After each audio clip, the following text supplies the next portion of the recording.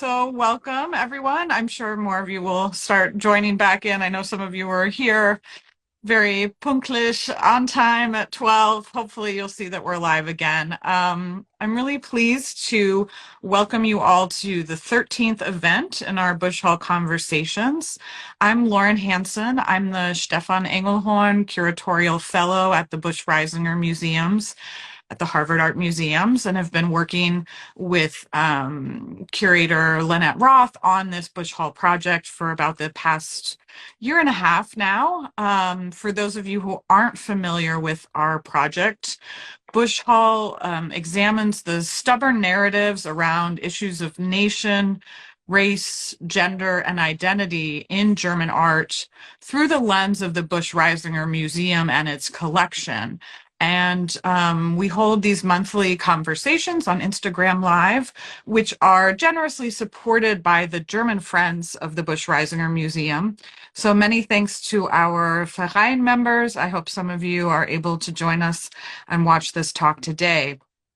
Before we get started into the conversation, though, I'd like to acknowledge that the Harvard Art Museums at Harvard University is situated on the traditional and ancestral territory of the Massachusetts people, and we strive to honor and acknowledge this relationship. So today I am really thrilled to be joined by Eric Otieno Sumba. He is a writer, an editor, an art critic whose work has appeared in Griot Mag, Contemporary and Hyperallergic, which I'm sure is very familiar to many of our American audiences, and as well as Fries and Texte zur Kunst, among others, many others. He is also a PhD candidate in political economy at the Department for Development and Post-Colonial Studies at the University of Kassel in Germany. And among his recent, very recent publications is in the most recent issue of Fries, which I have here. I'm sure it's mirrored backwards, the Venice issue in anticipation of the Biennale. And the Fries requested that 4 writers select 4 young emerging artists to keep an eye on. Eric selected Dineo Seshibo Pape. Please correct me if I'm saying the name incorrectly. So you can check out his work here and read a little bit more about his selection of this South African artist. Yeah, so I first came across your work, Eric, in your writing of a review of a 2018-19 exhibition at the MMK in Frankfurt, the Museum for Modern Art, called Because I Live Here. And it featured 11 contemporary artists that address and really were questioning structural racism, violence, and exclusion in Germany today. And many artists who were doing so before it became, I think it's become even more part of the conversation, I would say, in the past 4 years. But I think, you know, and these are artists who are really kind of at the forefront of that. Eric noted that this group exhibition was, quote, the first show of its kind to specifically address racism and violence in post-migrant German society, and identified it as a milestone for contemporary art because it was really bold and challenging and thoughtful, with work that asked audiences to critically examine commonplace conceptions of a homogenous Germanness or German identity by thinking about notions of identity and histories of migration. And we featured on Busch Hall one of the works in that exhibition by Natasha A. Kelly, herself a scholar and artist, called Millie's Awakening, in which she attempts to take Ernst Ludwig Kirchner's Millie's Sleeping and re-imbue that subject, that very like exoticized, racialized subject, and imbue it with subjectivity by including portraits of 8 transgenerational Afro-German or Afro-Deutsche women who discuss the difficulties and racism faced daily. So I was really enthralled by your review, and so I reached out to Eric when we were thinking about contemporary art and issues of identity, as well as how that all connects back to a deeper history, which of course we're really interested in at the Busch-Reisinger. So, yeah, Eric, I wonder if you could tell us a little bit about how your academic work in post-colonial studies and as a political economist links up or relates to your art criticism and those two practices, if you think of them as very much intertwined or sort of separate in your writing practices. Mhm. So yeah, thank you very much for the invitation. So I think in essence, my academic work, so academia is quite rigid in terms of how you can think about concepts and how you can deploy them in writing, right? And my experience while doing academic work was that art criticism has a much more accommodating space for, flexible deployment of, theoretical thoughts and writing styles as well. Because all my professors at uni keep saying that I write very essayistically, so for academic work. And a lot of editors tell me I write too academically on the other hand. So it's always finding that balance. And I think that art criticism has, for me, been the place where I'm able to articulate, theory as well as, my thoughts on contemporary art in an appropriate manner, Mm. let's say. Yeah. Yeah, and probably also finding visual artists who are also exploring the kind of theories you are, putting those into some kind of visual practice to make accessible in many ways to a broader public. Absolutely.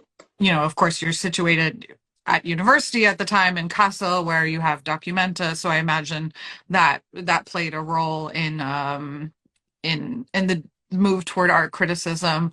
But what I was hoping we could talk about a little bit today, Mhm. we had talked about, what we should title this talk, and we'd settled on contemporary art and collective amnesia to discuss some contemporary art exhibitions that are exploring post 1945 or sort of art histories that ignore the colonial legacies, Mhm. and as well as afterlives of Nazi Germany, and are trying to reassess these. I'm sure this is a lot. This is a lot of what's going on in um, uh, Black studies in Germany, or a focus on Afrodeutsch in German studies in the U.S. Maybe you could perhaps introduce some of those exhibitions, and then we can also talk about this Mhm. concept of amnesia, whichever way you would like to Mhm. enter into it. Mhm. Yeah, so I think so. The exhibition you just talked about, because I live here, which was in 2018, was for me an exhibition that I would expect today in Germany, like in 2022, right? So the kind Mm. of force, the kind of urgency that the exhibition displayed, one would only expect for the German context after something like 2020 and 2021, right? After Black Lives Matter, after Me Too, all of Yeah. these things. And yet here it was, right, in 2018, in the MMK, and actually an outpost of the MMK, not the main museum building, but like they have a second venue.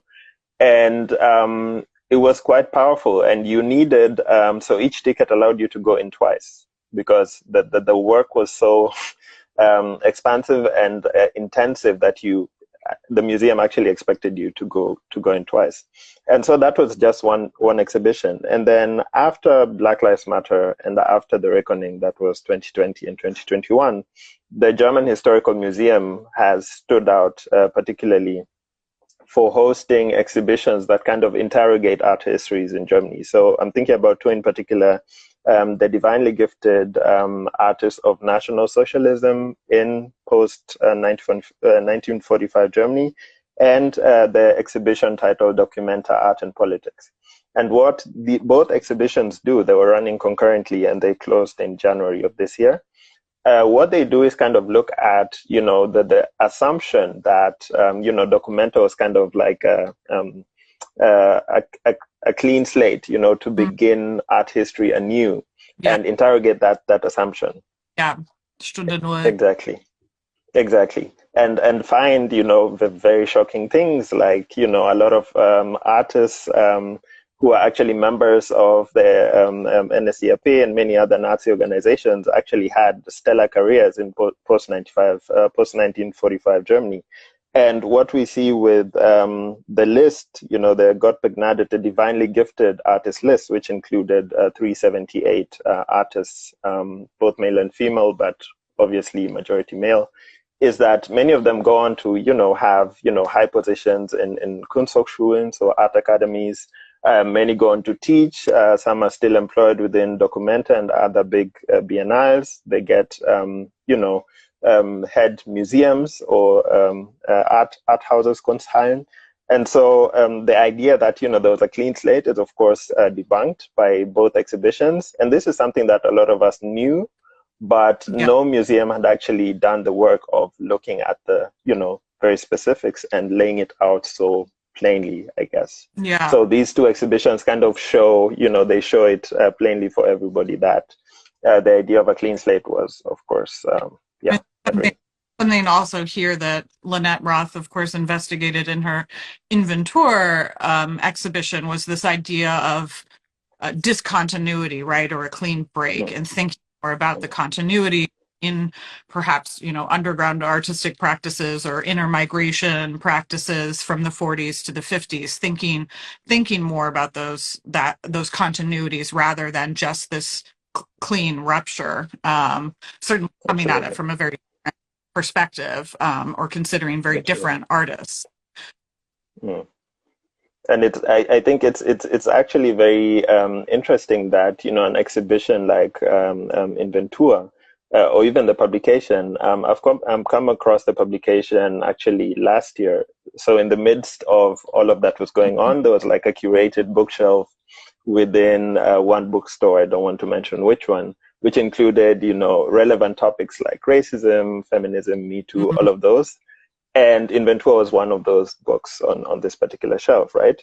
But Inventur, the exhibition itself, in the way that it was curated and the questions that it was exploring is something that, we don't see in Germany, right? So the Deutsches Historisches Museum, which is a historical museum, is actually the one that's, taking that initiative of discussing colonialism. And it's still flawed, of course, because, most of these exhibitions are run for a very short time and then they close and they don't travel, which would be, important. And so it's interesting that the historical museum is the one taking the initiative, and a lot of Kunsthallen, a lot of art institutions, a lot of big museums are not necessarily, shining in that regard, which is quite telling for the German context, I believe. Yeah.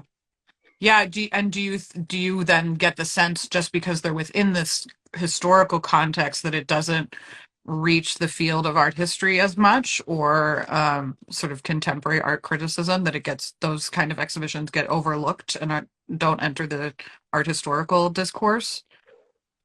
It's a combination of factors, right? So the one is, of course, the idea that, this topic is done with. Germany has, dealt with its past, and now it's like, it's time to move on, right? So that's one. The other is that, there's nothing new you can tell people based on the history of Germany. It's like everything has been told and retold, so it's kind of closed, which is very interesting because at the Städel right here in Frankfurt, we had a scandal or incident about a painting by, I forget his name right now. The painting was called Brick N, the N word, right? And it showed a black man being basically, lynched or kind of stoned, right?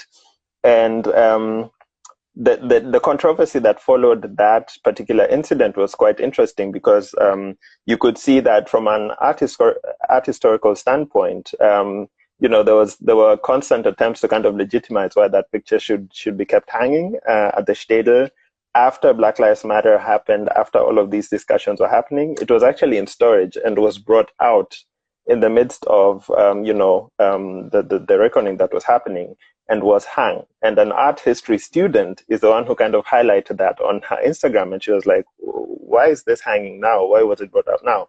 And so from that, I think for me, my takeaway from that was that, of course, the art history student kind of saw this painting hanging and was like, this is curious, let me talk about it. And the fact that the debate started from that and not from, media or an art critic or whatever is telling for the dynamics. So I think students are much more attuned to these debates, also happening outside of Germany, which is interesting. So a lot of debates of this nature happen in English and happen in the US, in other Anglo-Saxon countries, and only come to Germany in translation or with a 2 to 3 months to several years delay.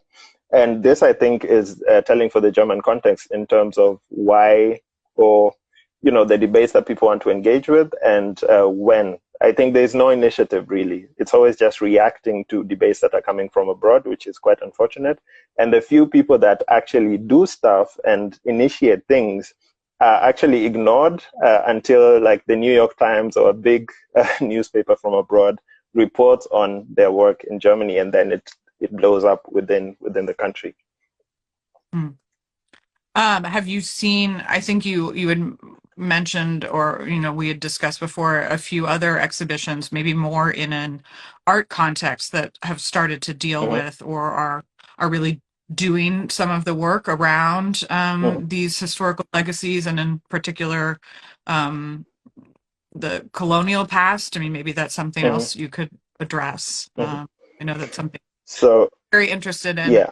Our audiences here are very interested in. Yeah. So I think two exhibitions stand out in this regard. So the first exhibition to kind of close off the Nazi history bit of the topic is Art for Nobody, which is ongoing at the Kunsthalle right here in Frankfurt. And it kind of discusses the artists who are neither in the group of the divinely gifted nor in the group of the entartete Kunst, so the ones in the middle. So what were they doing between 1933 and 1945? And that, I think, is also an interesting approach to look at how, artists kind of manage and survive.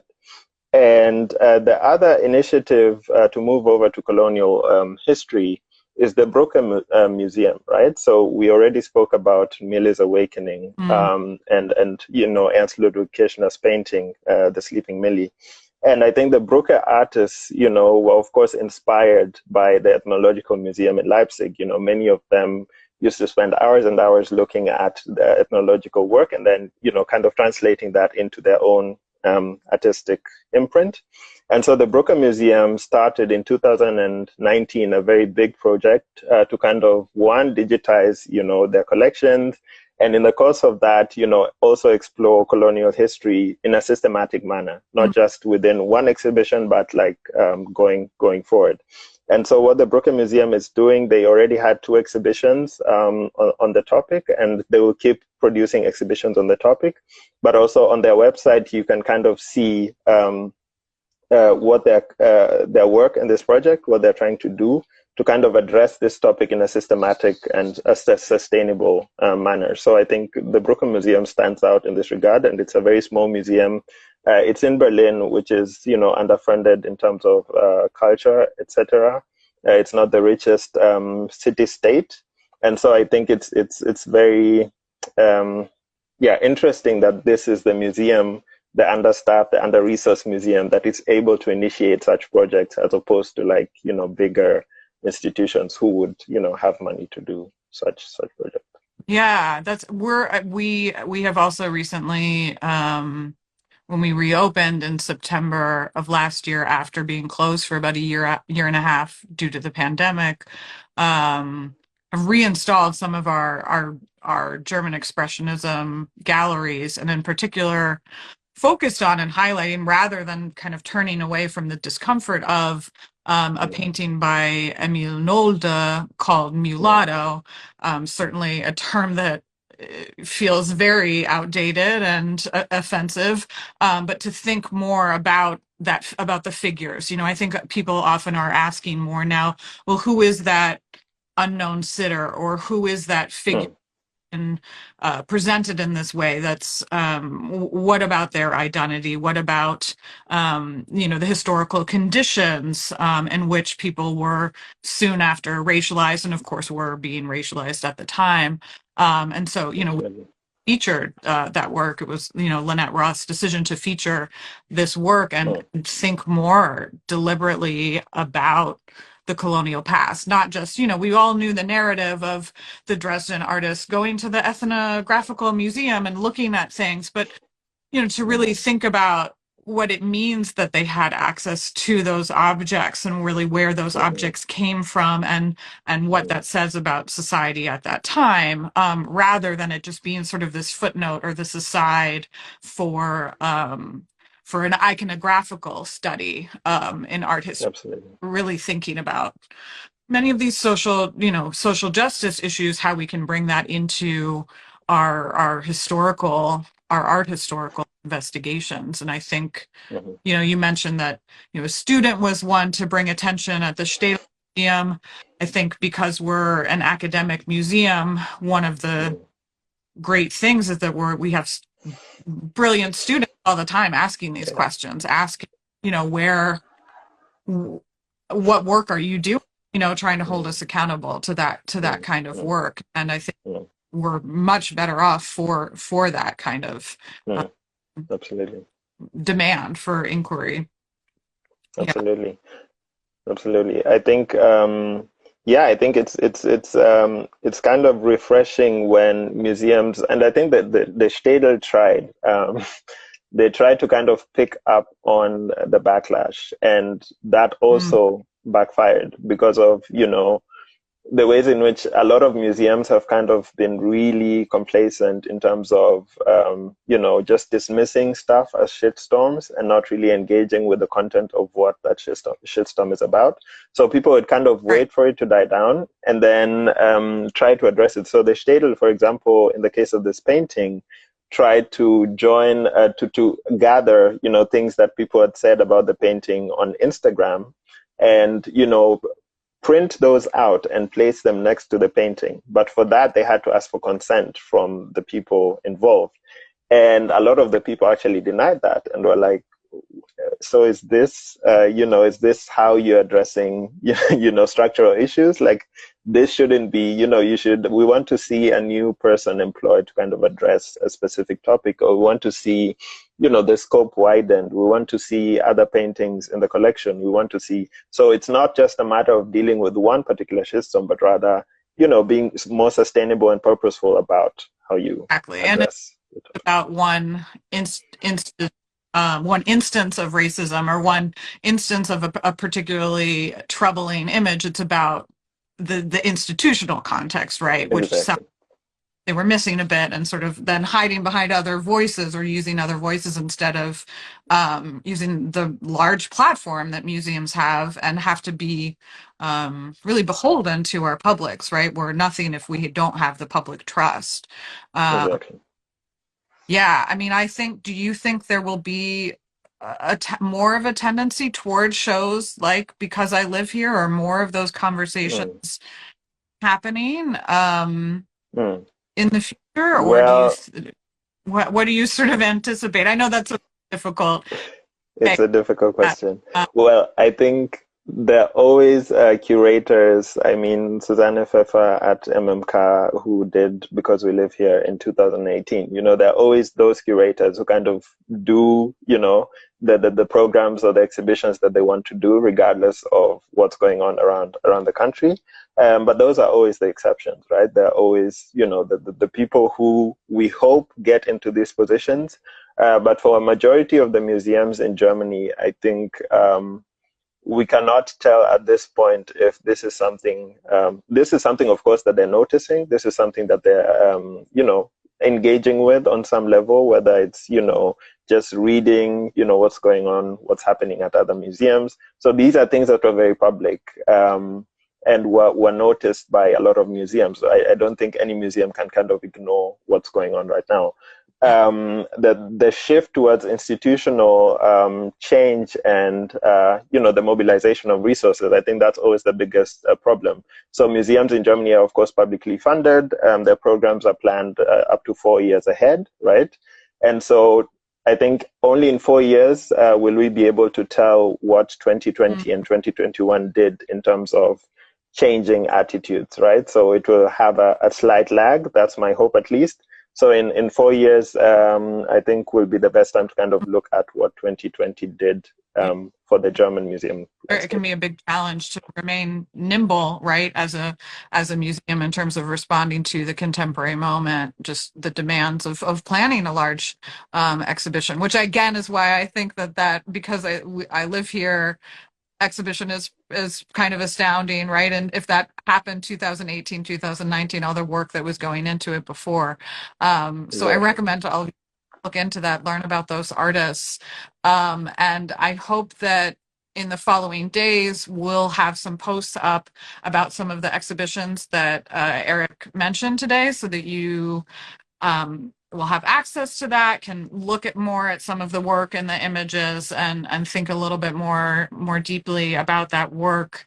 It looks like we're kind of, I think we've rounded out our time now. So I wonder, Eric, if you could maybe just share where people could, read more of your work or learn more. I know you do a lot of public talks and conversations in Germany around these issues of post-colonialism, around issues of identity, around issues of historical legacies. So where might people find out more information and learn more about your work? Mhm.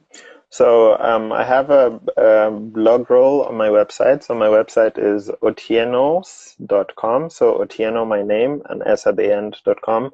And on the blog page of my website, everything I've written since 2017 is kind of listed in chronological order. So I think that's the best place to find my writing. As for public Yeah, events, most of them are not that public. They're semi-public, so those might be a bit more tricky. But on my website, everything I've written is recorded. So be great. thankful if people found their way I there. believe on your Instagram handle that there's a link to otienos.com as Correct. one wants to Correct. look into that. Um, Yeah, I will make sure to maybe post a link to that. And I also encourage you to read his short essay in the recent issue of Freeze for our English language speakers. I know you write in both English and German, but fortunately for our US audiences, there's a fair amount in English. So yeah, I want to thank you so much for sharing your perspective and giving us a little bit of a glimpse into what's happening kind of on the ground in Germany, and spending your time with us here on Busch Hall. So I wish you all the best, and thank you again, Eric. Thank you.